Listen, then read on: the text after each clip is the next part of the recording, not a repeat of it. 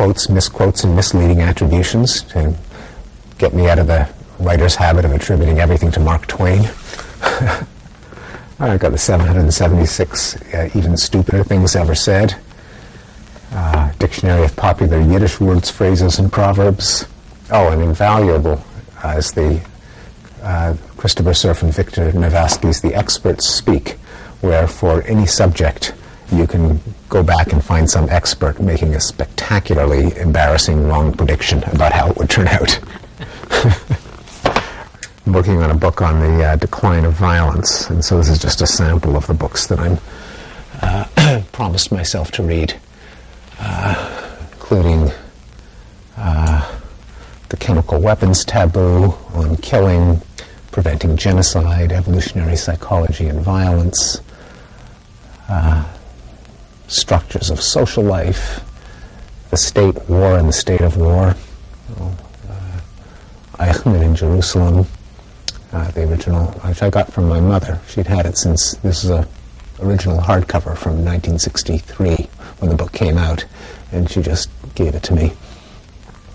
This was the book that established that quite ordinary people can do atrocious things just in the course of their everyday work.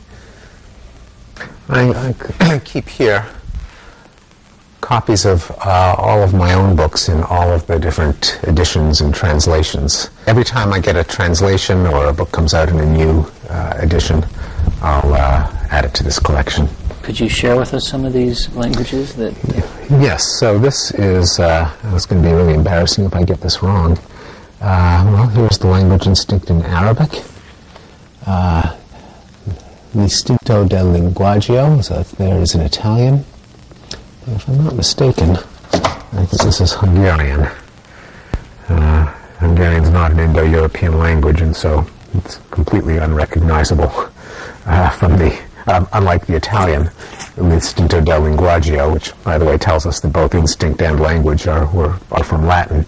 And there's l'instinct du langage, French, der Sprachinstinkt, German.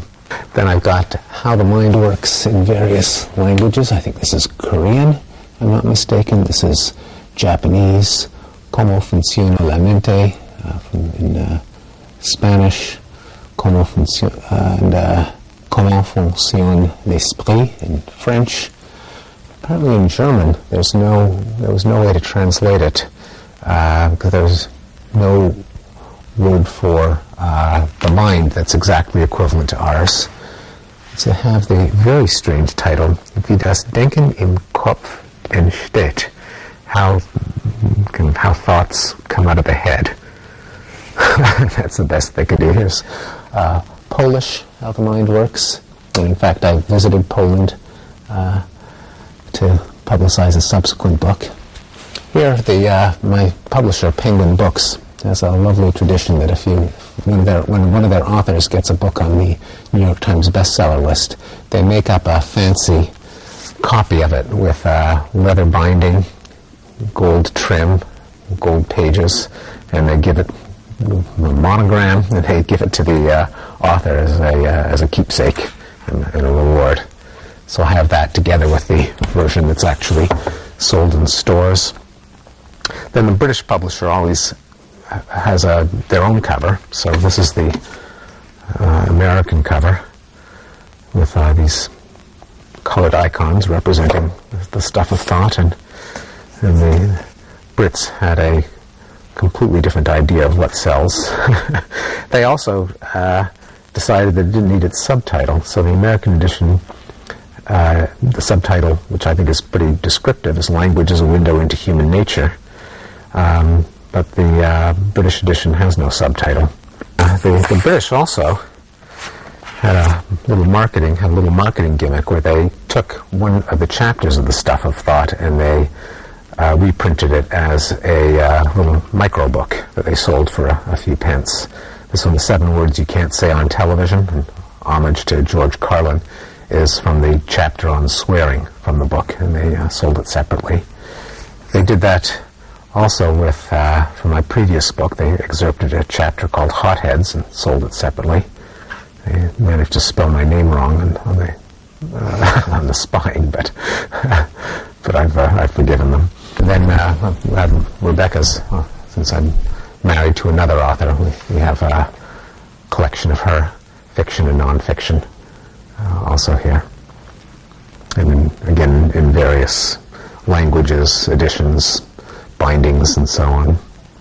How many books do you think you own, in all? Geez, it's like one of those exercises that they give math students, like, how many hot dogs are sold at Fenway Park on any given night. I think I probably have to imagine how many bookshelves and multiply by the linear feet. I don't know. It must be in the thousands.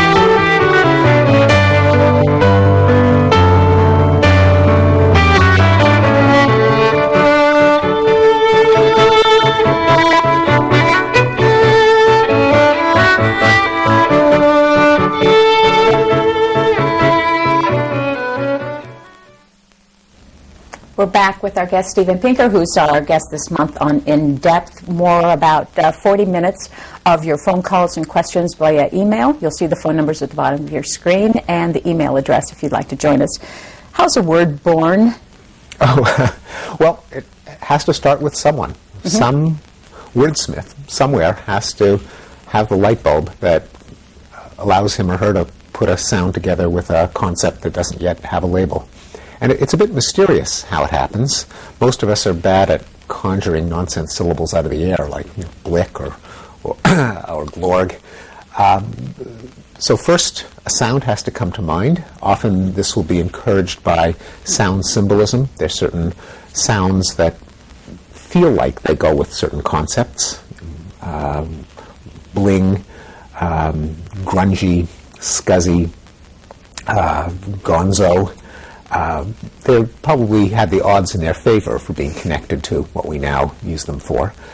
Usually there has to be some kind of lexical gap, that is a concept that's worth talking about, that for which the language doesn't yet supply a word. And then there's this mysterious process of epidemiology, of word contagion. You use it, someone else has to remember it and use it with someone else, who has to remember it and use it with someone else, until it becomes epidemic, and then it becomes a new word in the language. So all three of those processes are somewhat mysterious, and it's almost impossible to predict what words will catch on and what concepts will remain nameless. So I'm presuming that the proliferation of the visual medium has made the number of words that can catch on and be used by people even faster, much faster than print must greatly expand the number of words that can be kept in circulation at any one time, because you don't have to rely on your memory or your small neighborhood of contacts. You know, I saw a word the other day that I thought was perfect in thinking about this program, that described and sounded like what it is, and that's the word slug-a-bed. And it actually is a person who sleeps late in the morning. Oh, it's